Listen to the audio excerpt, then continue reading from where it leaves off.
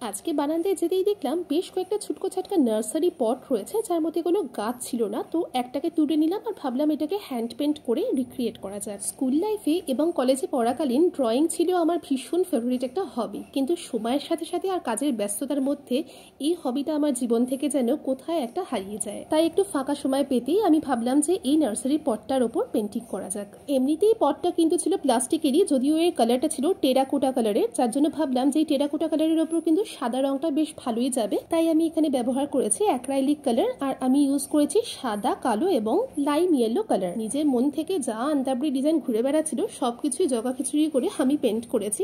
অনেক দিনের অভ্যাস নেই, তাই জানি খুব একটা ভালো হয়নি, তাও চেষ্টা করলাম। আর পটটা রেডি হয়ে যাওয়ার পর আমি এর মধ্যে সামান্য মাটি দিয়ে আমার ফেভারিট মানি প্ল্যান্টটা এর মধ্যে রিপট করে এটাকে একটা নতুন ঘর দিলাম। মাসখানেক আগে এরকম দুটো নার্সারি পট নিয়ে আমি ওয়ার্লি পেন্টিং এবং মধুবনী পেন্টিংও ট্রাই করেছিলাম।